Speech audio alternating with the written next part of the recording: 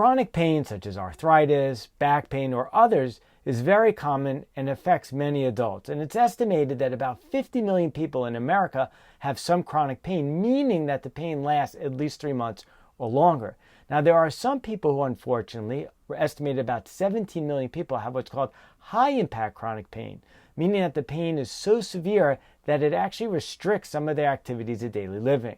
Chronic pain affects people's quality of life, and additionally, it's been associated with depression, dementia, and sometimes substance use or misuse. Now, in this video, I'm going to review how exercise has been found to help reduce the sensation of pain.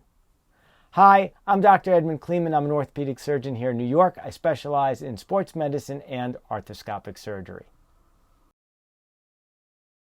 Exercise has a wonderful side effect of helping reduce the perception or feeling of pain, and we call this exercise-induced analgesia, meaning that the amount of stimulus it might take for someone to feel pain, pressure, electrical stimulation, maybe temperature stimulation, it would take more of it for someone to feel pain. So it helps reduce pain, and this is a great benefit of exercise.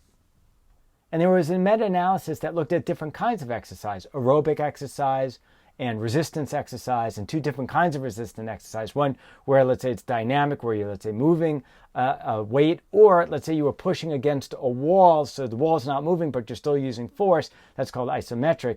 So both of these, all of these, can actually help create this response of reducing the sensation of pain. Now, the studies have found that strength exercise, it takes less, only about 10 to 30% of maximum load in, let's say, an isometric exercise to get the benefit. Whereas if you're doing aerobic exercise, it takes a lot more intensity of exercise to get these benefits. But they both work. They're both acute, meaning immediate benefits, and long-term benefits of doing exercise. So after a bout of, let's say, aerobic exercise or strength exercise, there's about a 20 to 30 minute window where the perception of pain is reduced. But obviously that's not enough for us to gain a full benefit throughout our daily lives from pain from arthritis or back pain or something like that. So we need something longer lasting. And so here, doing repetitive or consistent exercise has been shown to help provide longer lasting bouts of pain relief. For example, there was a study of about 46,000 people, and they found that chronic pain was about 40% lower for older women who were exercising several times per week for at least 60-minute durations at about a moderate intensity compared to those who are not exercising. How does exercise help reduce our feeling of pain? It's interesting. The benefits of the reduced pain are felt throughout our whole body. So for example, if you go out for a run, it's not just your legs that feel better, but your whole body. And so this indicates that this is a systemic benefit that we get, which indicates that it's probably centrally located in our nervous system that these benefits are coming from. One of the theories how this is actually occurring is that in our body, we're able to produce what's called endogenous opioids. And you may have heard the word opioids because it's things like oxycodone or some other medications like that.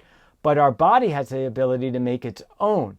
And so exercise has been shown to help increase the release of these endogenous opioids, which obviously will help us reduce our pain. And there are other neurotransmitters like cannabinoids and serotonin and norepinephrine, which may also be involved in helping improve our mood or reducing our feeling of pain after exercise. Another theory how exercise helps systemically reduce the feeling of pain is that exercise can affect the immune system, and particularly it helps reduce inflammation in the body, so it can affect some of the immune cells to reduce the ones that cause inflammation and help promote the release of other molecules that help reduce inflammation. And so again, you can imagine that this would have an effect on the entire system and body.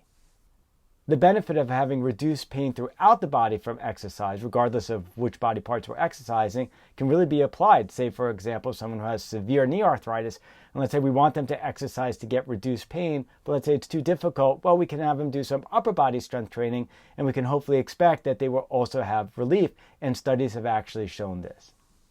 Let's wrap up this video and go over a few key points. Number one, chronic pain affects millions of Americans. Number two, exercise can help reduce the perception of pain, and this is called exercise-induced analgesia.